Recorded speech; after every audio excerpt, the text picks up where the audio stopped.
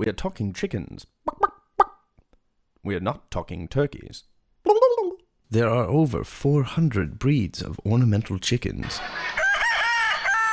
and countless color possibilities for each of those breeds. Breeding chickens or birds or any animal really is kind of like an art. You have to know what male to put with what female to produce the ultimate chicken. I'm looking at genealogy, number one. I keep records on every bird that I have to make sure that when I do put two birds together that it actually did work, that I got the results that I'm looking for. If I didn't, I don't put those two birds together again. I think I'm a little nutty.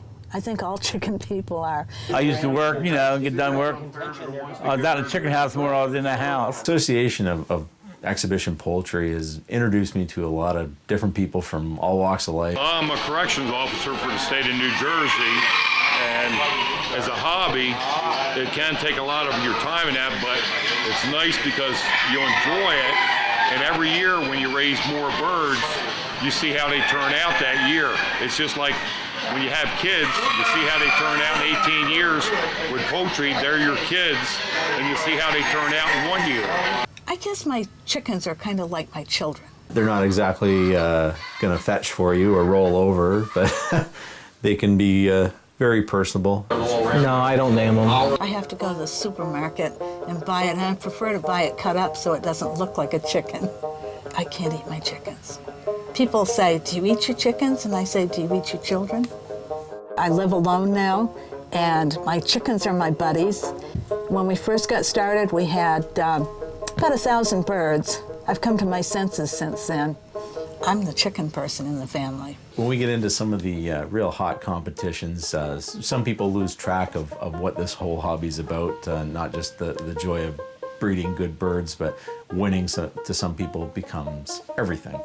Fortunately, I don't have to win. I can have just as much fun at a show and come in last in the class. I went to about 4 fairs last fall, and I won about $200. Never thought about a live bird and what they looked like. Never thought about all these many breeders of these exotic birds and the trouble they must go to hatch them, lay them, measure them, pick the best ones out, try to genetically move them into the next generation. This is kind of my pet project here is these self blues. And self blue, as I mentioned, is basically a self blue color. The self implying that it is a solid color. This is a pretty decent type bird. Good length of leg, good shortness of back. Feathers not bad. Eye color was always an issue.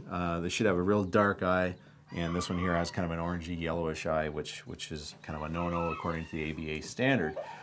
And they must have great patience in order to do it, because I'm sure that they have to destroy a lot of the product that they create because it's not perfect. And I think that our customers who come up here to visit and who we have meetings with would be interested in it too, because I am quite sure that they don't know anything about it to start with.